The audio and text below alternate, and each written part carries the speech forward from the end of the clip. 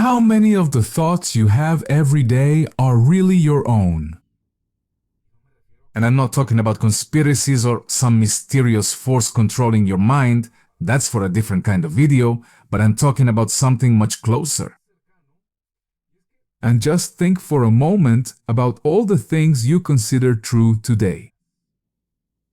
What you think about people, about relationships, about your body, your age, money, God, success, other countries. Even about what you consider possible or impossible for yourself. And now ask yourself, how many of those ideas did you choose consciously? Because there's something we often forget, and that's that you weren't born into a neutral world.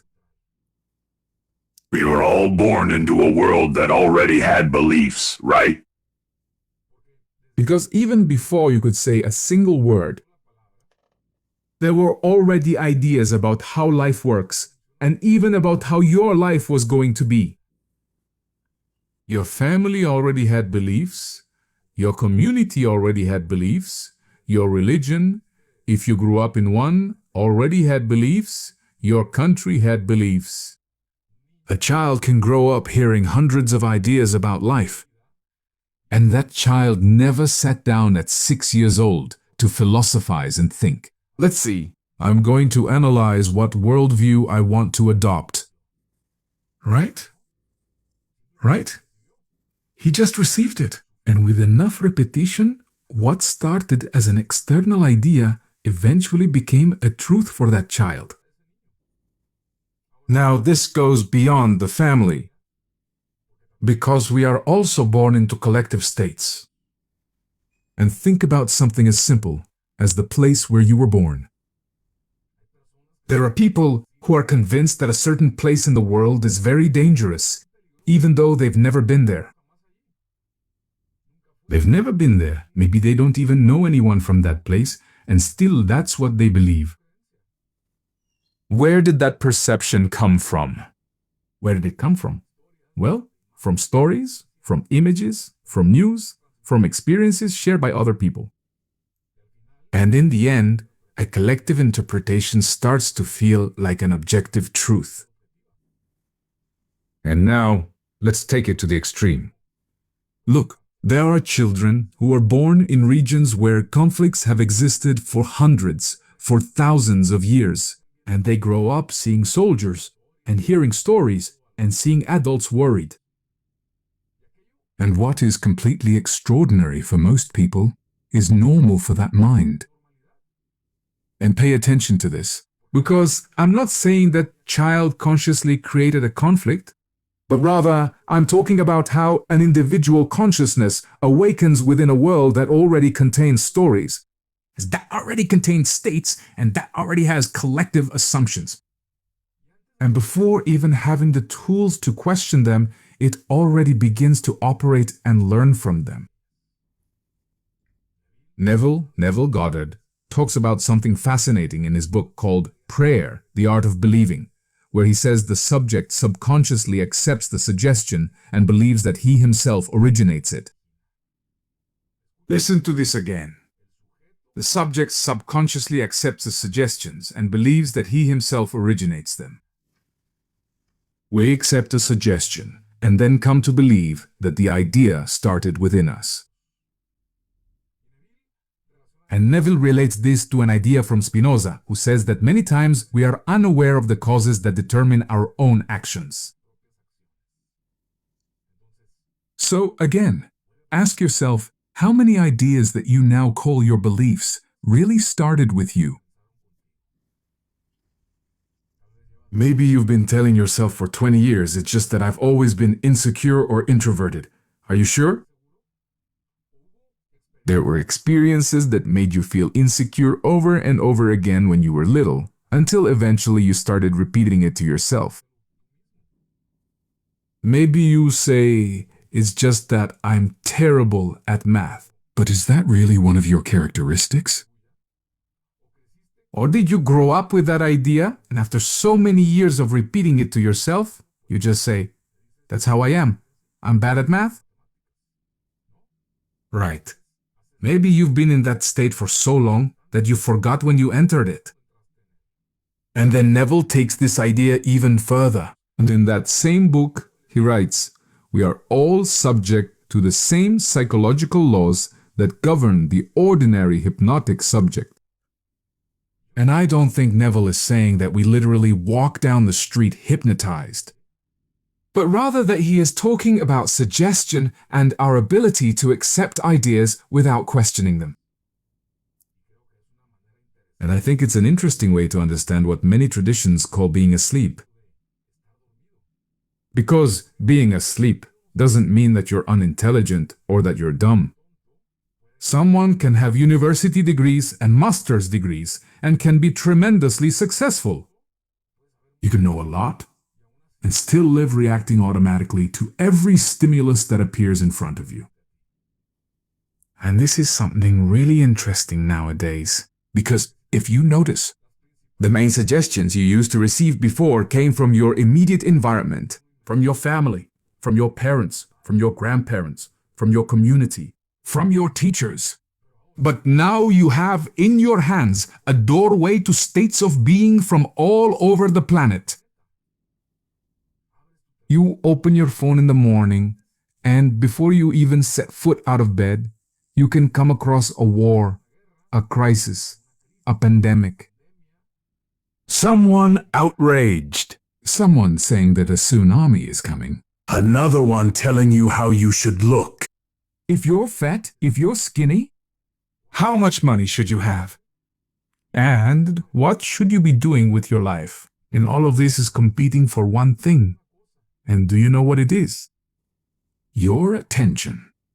And this is very important because attention is not simply looking at something.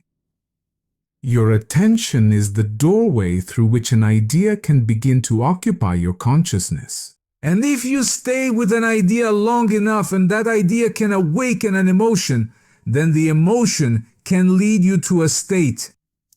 And once you occupy that state, you begin to observe the world from there. That's the difference. Because you're no longer just observing distrust, for example. You're observing from a place of distrust. That's just to give an example of a state. And what happens? Then you start to find evidence of that. You see problems where you didn't see them before. You interpret conversations differently. You make different decisions. And what happens? Little by little, what started as an external suggestion ends up becoming an internal experience. And that's why there's another idea from Neville that I think is fundamental. And when talking about external conditions, he says, "A disciplined man never allows them to be causes unless they awaken desirable states of consciousness within him." This is huge because a circumstance may appear in front of you, but that doesn't mean it automatically has to determine your state. You might hear that the country is terrible, that it's in bad shape. And one thing is to recognize a collective condition, and something very different is to assume that necessarily things have to go the same way for me too. And no, because at that moment you turn the circumstance into an assumption. And this is where we get right into collective assumptions. Because when enough people accept the same idea, that idea starts to take on a very solid appearance. And everyone repeats it, and everyone acts according to it, and everyone finds evidence that seems to confirm it, and we simply say, that's just how reality is. But just by looking at history, we can discover how many things that once seemed unquestionable truths now seem completely absurd to us. So maybe we should be a little more careful every time we hear, "That's just the way things are." Because maybe we're facing an objective fact, but we're also facing a collective assumption so old and so often repeated that no one even remembers when it began. Now, there's another part that's also important, and that's how I'm influencing others. Because you also hold assumptions. You have assumptions about your partner, about your children, about your friends, about the people you work with, your boss, He's always rude. He's always been rude. She always eats like that. Or my son is very shy. Or in our family, we tend to gain weight. And they seem like simple descriptions, but Neville would tell you, be careful. But then wholesale states that you are accepting as true about another person. And in fact, in this very book, really read it, I highly recommend it. He says whatever you sincerely believe about another person, you will awaken it in them. That's why Neville tells us, instead of mentally holding a person in their problem, imagine them as already in the solution. Instead of seeing them defeated, see them fulfilled. Instead of internally repeating everything that's wrong with that person, see them in the state you desire for them. And you do it not from a place of control, nor from manipulation, but from a rather simple understanding that if I'm going to hold an image of you in my consciousness anyway, why not have a better one? So the important question is, how do you get out of all this? It's definitely not by trying to control what 8 billion people think. That's absurd. But you start with the only place over which you have authority. Where? In your own consciousness. Observe what you are accepting. Observe which conversations you keep repeating. What content you consume every day. What ideas awaken certain states within you. Because awakening, the term awakening, doesn't mean denying the world. It doesn't mean pretending that problems don't exist. Awakening means to stop allowing every external circumstance to have automatic authority over your internal state. Observe without absorbing everything. Listen without accepting everything. And think without automatically believing every thought. Because a sleeping mind reacts, absorbs, repeats, assumes, but a conscious mind observes, questions, discerns, and above all, chooses. And when you consciously regain this ability to choose, you also regain something much more important, which is the ability to choose the state from which you are going to experience your reality. So I think this went on a bit long, but I hope it helps you in some way. If it makes sense to even one person, that's enough for me.